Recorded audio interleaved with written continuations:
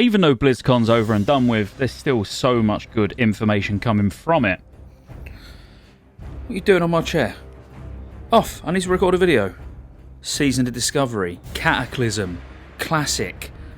News, mate, you need to get out of the way. Alright, I've had to come out here, the dog wouldn't move. I want to cover the highlights that Wowhead put out of Crix's interview. I don't know if you saw it. If you haven't, I'll put a link in the description to the full interview. I definitely recommend going and checking it out because it will go into a lot more detail than obviously what I'm going to give you here. We're just going to cover the key points. So if you want it just short and snappy, that's what we're going to do. Firstly, thank you, Crix, for this interview because you really did ask some absolutely amazing questions. And it wasn't just questions about Season of Discovery. This interview covered Wrath of the Lich King, Cataclysm, Hardcore, and obviously Season of Discovery because is that not what everyone's talking about at the moment? So the real important ones that came out from Wrath of the Lich King is the Ruby Sanctum will release early 2024. While that technically could mean January, February, I mean even March is technically early 2024, we don't know. But what we do know is it's very unlikely to see Ruby Sanctum before we start getting the ICC buff that stacks, where you get 5%, 10%, all the way up to 30%, which is damage, healing, health, absorbs. So I think it's fairly safe to say we'll have more of an idea on exactly how early in 2024 Ruby Sanctum's going to come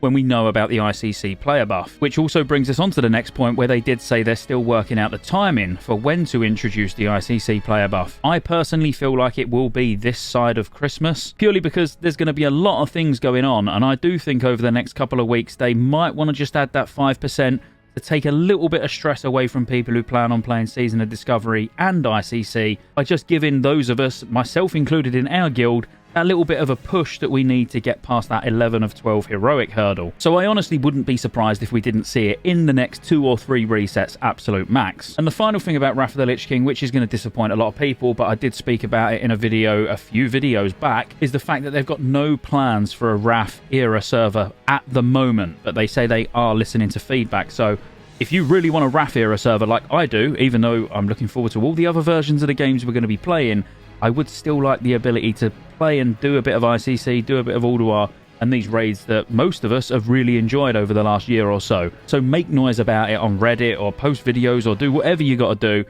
Go on the Blizzard forums. Make a lot of noise and let's make Wrath era servers actually happen. Now regarding Hardcore, if you play Hardcore, there were some interesting little facts that came out about the solo self-found mode. So firstly, it will be played on the same servers as what you're playing on at the moment. It won't be a separate server. You just won't have access to the mailbox, the auction house, or be able to trade. When you create your character, that is when you're going to choose whether you want to play self-found or not. The thing that I found really interesting from this was the fact that you can turn off self-found mode whenever you want, but you won't be able to turn it back on again. So if you start getting a little bit stressed, you know, your character's starting to feel weak and you're like, oh, I can't be bothered with this. I won't die, but I want to go and use the auction house, or I want to trade my mate to be able to get this item off of them, then you'll be able to, but that is a one-time deal. You can turn it off, but then that's it. The next time you want to do it again, it's going to be on a new character. And also, you will get a little badge, a little buff badge at the top of your screen if you manage to get to level 60 in self-found mode. So there is actually more reason to do it other than just because of the challenge. Instead, you're going to actually be able to show off the fact that you completed that challenge. And finally, at the moment, there's also no plans for a fresh hardcore server. But in the future, no doubt there will be one. Now, with the Cataclysm questions and answers, I could talk about this for ages. I'm not going to. We're going to smash through it and get onto Season of Discovery. Some of these points I have a feeling I'll probably be making videos about for the next 2 weeks. So firstly, the team said they were excited about the Cataclysm dungeon difficulty and they hope that it will challenge players, which it absolutely will. But they also did say they're going to add Heroic Plus, which they announced at BlizzCon, so how difficult are they going to be? I guess we'll find out. The next big thing to come out of this is the fact that there's no plans to change raid lockouts from how they work back in the day. So that does mean you'll only be able to do 10 or 25 man each week, which that sucks, in my opinion, because you're going to need a 25-man character, basically, and a 10-man character if you want to be able to do both raid sizes each week. That's something I do feel really strongly about, and I know some of you are really happy with the fact that you've only got to do 10 or 25 each week and not both. It's just like removing content. I don't know, I much prefer the Wrath of the Lich King style raid lockouts, but who knows? It could change. They said there's no plans, but they also said there was no plans for account-wide achievements, and that was like 2 weeks ago, and they're adding it in, so But they did say they're looking at making the raid loot system work similarly to how it worked in Nax when the new phases rolled out. So like add in an extra drop from 25-man to motivate running a bigger group. And this was exactly what I was talking about in our podcast this week, is the fact that they do need to incentivize 25-man. But if you want to incentivize 25-man, it should just be done from the word go, in my opinion. Because I do think there's going to be a lot more 10-man guilds than 25-man guilds. We already knew about Zolaman and Zolgurub, the fact that they're not actually going to be their own phase. They're just going to be released as an in-between patch, which absolutely makes sense, and that in-between patch will be between Phase 1 and Phase 2. They've also been discussing LFR and whether it will be part of Cataclysm Classic or not, but quite honestly, it's not the fact that it's there, it's the fact of how it's there, and I probably think they don't understand that. You know, they need to understand the fact that actually it's not the fact that LFR's there, that's fine. It's the fact that it almost feels forced because it drops tier tokens and trinkets and stuff like that, which I've spoke about in other videos. So LFR, they can put it in, but it needs to be put in the right way. Or just leave it out altogether. Either way, I don't really care. Now let's move on to Season of Discovery, because there was another few bits in the Cataclysm section, but I feel like they're things that I've covered extensively in the past anyway. As you know, I'm already working through all of the different classes and what runes they're going to have in the first phase. And they've said that there's 12 runes per class and future phases will introduce more, which we know they're going to add maybe cloak runes or runes to your bracers or whatever. There's certain items that probably can't have runes attached, like weapons, because weapons could be changed in combat and they want the runes to only be swappable outside of combat. So we actually discussed that again on the podcast this week. But yep, 12 runes per class in total for the first phase. We've spoke about the discoveries as well in recent videos, but they have said that it's going to be varied. So some will be simple quests, others will simply be found out in the world, and some will be more intricate with clues and quest chains. Now that's really interesting because that means we are actually going to get extra quest chains in the world, not necessarily just this level 2 quest that we're going to get when you first start your character that introduces you to the rune system. There will be brand new quest chains out in the world, which that's going to be, I'm not going to say it's going to be easy to spot, but for those of us that have leveled many times in these zones, you will notice if there's a new quest NPC or there's a quest that didn't exist before. So I think some of these runes are going to be really hard to find, I hope, because that's what makes it exciting. And I think some will be a little bit more obvious and in your face. And then they've actually said there'll be hundreds of discoveries because each rune needs to be able to be found no matter which continent or starting zone you're in. The same rune might not be discovered in the same way for a gnome mage compared to an undead mage. Now that's something I find really interesting. Now the starting runes where you get it from a quest, you kind of expect, well, yeah, there's just going to be a level 2 quest in each starting zone.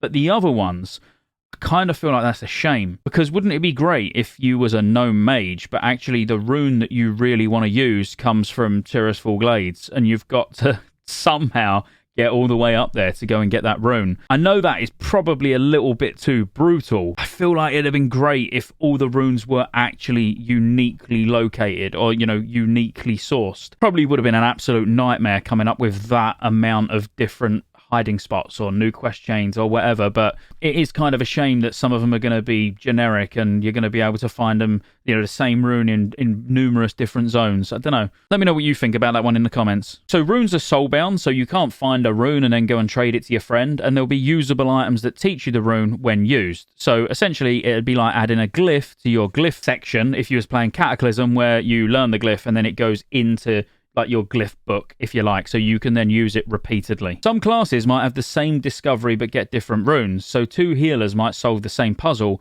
but receive different rewards. So it really just goes back to what I was saying before, where, yeah, there's going to be a lot of crossover between classes where it's actually reducing the amount of potential puzzles or whatever there is, because, you know, a priest and a druid and, let's say, a mage, you know, the new mage healers, you know, they might have to go and do the exact same discovery, but all get a different rune. It'd have been cool if they were all unique, but I get that's probably asking a bit too much. Really interesting one is the leveling speed from 1 to 25 will remain unchanged, which I actually thought they might have slowed it down a bit. You know, just because of the fact that we are only getting to level 25, and getting to 25 don't take that long. It's still a decent little slog, don't get me wrong. But I did think, you know, with people expecting like an XP buff, I thought they might have done something just to keep that pace down a little bit so you haven't got everyone at level 25 on day one. But still, it's really cool. It's a seasonal server. It should move a bit quicker, or at least at the same speed. So yeah, no complaints there. And then all tanks will be competitive. And I know this is something that people have been worrying about. So the Warlock, the Shaman, the Rogue, the Warrior, they will all excel at different things, but all will be able to main tank. I still think when you look at these runes, even though we can only see up to level 25 runes,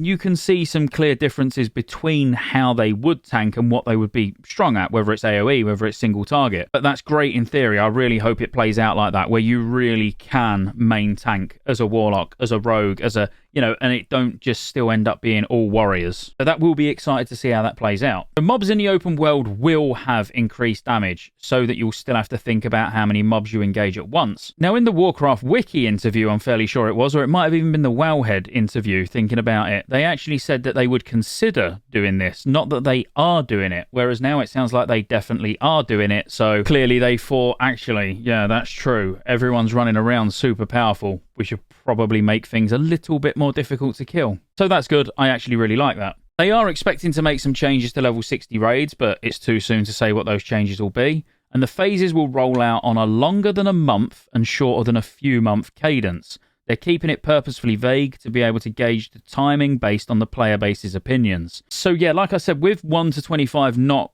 really going to take people like too long, they can't like... A few months is too long in it. That's going to be too long to be at level 25, but a month might not be long enough for you to get a couple of... Like me, I really want to try the Healing Mage. I really want to do a Ret Paladin. I really want to do a Feral Druid. I want to do a Lone Wolf Hunter. Having time to actually get as many of those characters to 25, and then you've got all that time to then get them to 40. I think like 8 weeks, 8 to 10 weeks before we move up to level 40, and then potentially the level 40 content, because there is now far more to do.